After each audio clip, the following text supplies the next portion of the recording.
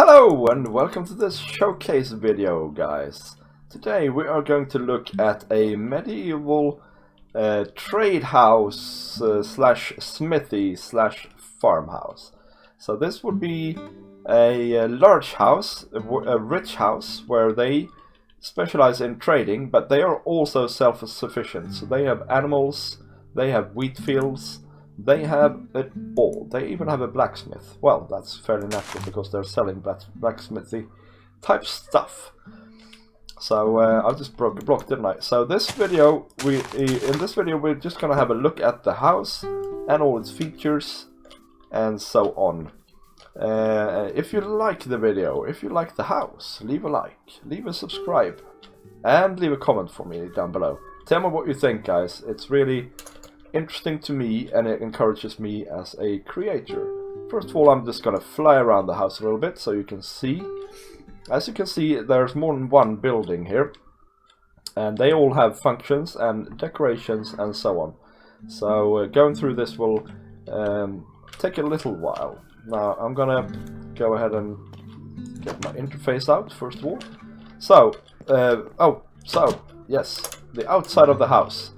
White concrete powder, diorite and spruce is the block palette. Fairly straightforward block palette actually. And then we have some oak stairs and cobble stairs for the ceilings and for the ground as well. So this is just to make it feel a lot sturdier and to give it some sort of height elevation difference and so on. So let's go inside. Let's go first of all into the shop part. I just put some item frames on the glowstone and called it a sign. So the shop is fairly straightforward. It's just a little place where they can sell their flint and steel, their shears and their weapons. They are behind the counter, of course. And then if there's slow going, the shopkeeper can stand around or sit around in his chair. We can also go through to the warehouse. And this is where they keep their stock, basically. And if they want to grab new stock and get it in, they do it from these stairs here. This sort of entrance or gateway is actually a habitable space as well. We're going to go up there later and have a look. So yeah, this is the storehouse. Now they also have a basement to this section of the house. It's very low, dark, full of cobwebs, but it's also full of chests, full of weapons and such like, presumably. I like the vaults in this section. They're very small, basically block, stair, block. But then we come above as well with the stair here and so on. So they work really well and they give that really low feeling that you can and cramped feeling that you can sometimes have in medieval basements. So you can get in and out of the shopkeeper area with that trapdoor, and the shop area also leads up into the living area.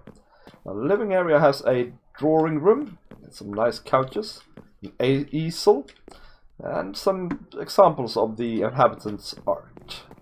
It obviously has a kitchen area with a furnace, some work surfaces, and some shelves, and also a little sitting area over here where you can look out over the fields. This is the dining table, and they just have a simple banner as their mark.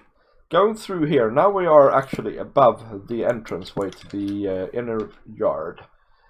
We have some sitting areas, library books, and armor stands. This is sort of a show-off area for them, I suppose. But it's also an area where they can sit down and relax in the summer, because presumably this will be fairly cold in the winter. This also leads into the library, actually. And the library has a reading stand here. You can put your book and you can read out aloud. Did you, by the way, know that in the Middle Ages, nobody could read quietly? They always had to recite the words out loud to be able to read. That's just how they learned to read. That's funny to me.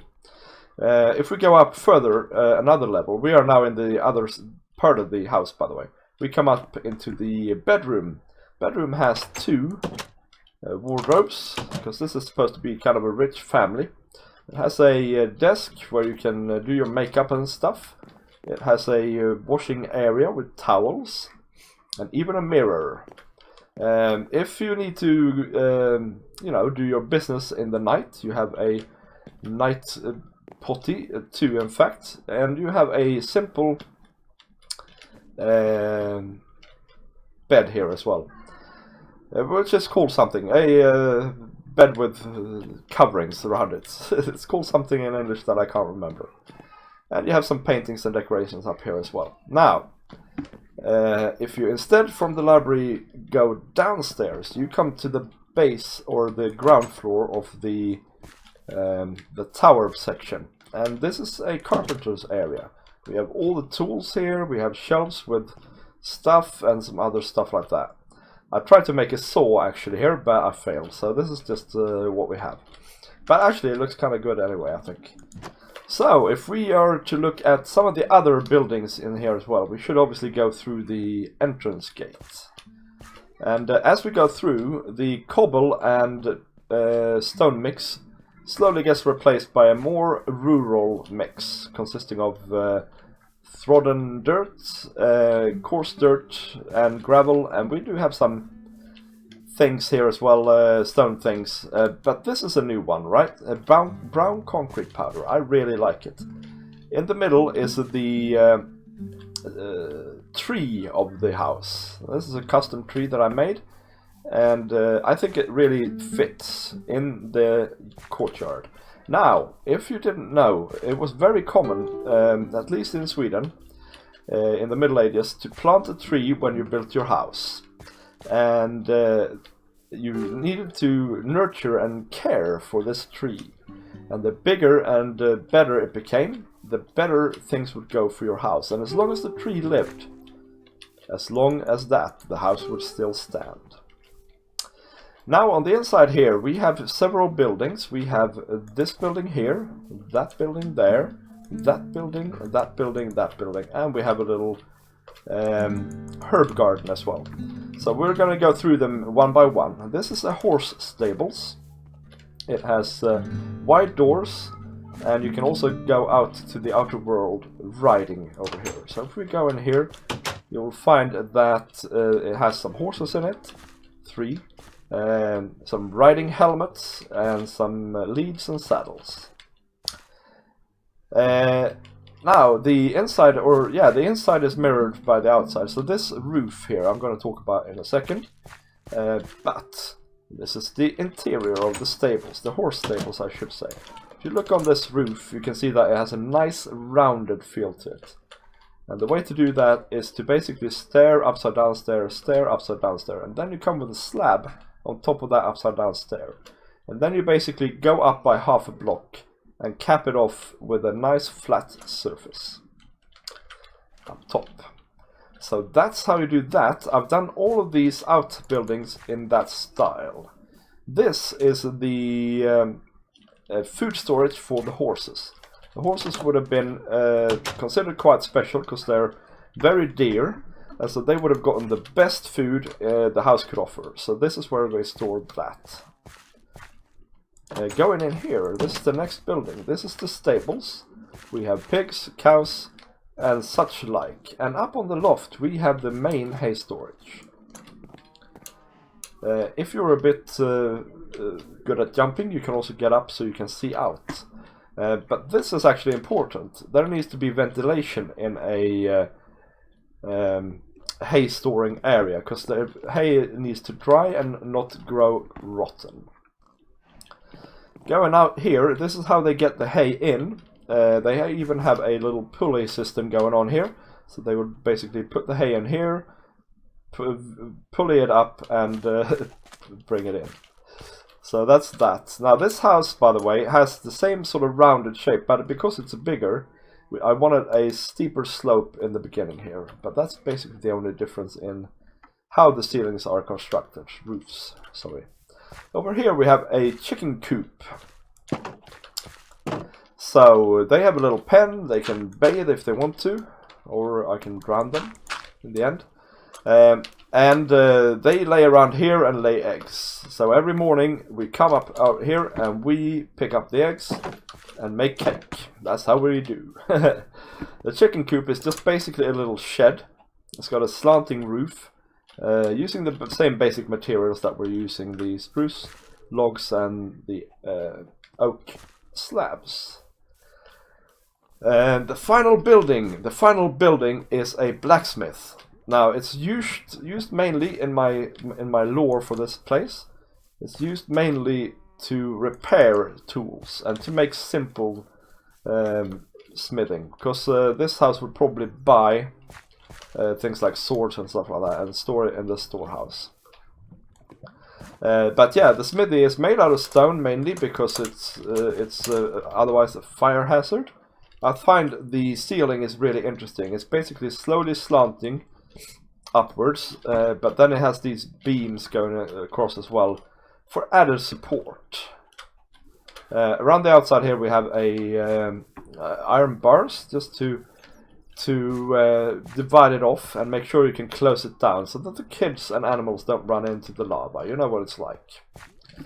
The walls here are cobblestone walls and iron bars, and I think that's a cool combination. It gives you this random feel, but it lets you have openings as well, so it's not just cobblestone walls. On the inside here we actually have one of my automatic furnaces, and it's a working furnace as well. I thought that was important. So you open up here, you chuck in some stuff. Let's even get some stuff and chuck in. And this needs to be on the other way around. But anyway, yeah, that fires up all 4 furnaces. The output comes out here, and that's all fine. And then you have a very young boy that you have hired to go back here and fill this up with coal now and again. So that's how they did in the Middle Ages. So, this is the smithy. We have some anvils and some lava pits here, of course, just to make it look authentic. And yeah, that's this building. I think it turned out really well, actually. It looks really cool. Now, we also have this here. This is just a wheat field for now, but what you can do here is you can have, obviously, an orchard here. And that could be cool. You could have all the different crops that you can grow, and then, yeah, it could be a nice place. So, that's the whole build, guys. I've gone through the whole thing. We have the main tower, the main building. We have the horse stables, the normal stables, smithy, and some other little things as well out and about here. There was one thing I didn't mention, and that is that I went for blue glass for the windows. And that is because blue was the most expensive color to produce. So if you were rich, you were bound to have had blue glass. Also, it kind of looks like leaded glass, which sort of fits as well. So, yeah, I hope you liked this video, guys. I hope you enjoyed it. And if you did, be sure to leave a like, leave a comment, and subscribe. Check out some of my other series as well. I have a chunk build series, for instance, going on, where I build houses inside a chunk. And you know what? If you like medieval buildings, sooner or later we are going to come to a medieval theme in that chunk build series as well. Also, you can check out my Let's Plays and things like that. They're all nice. But for now, thank you for watching, and I'll see you next time, guys. Bye-bye!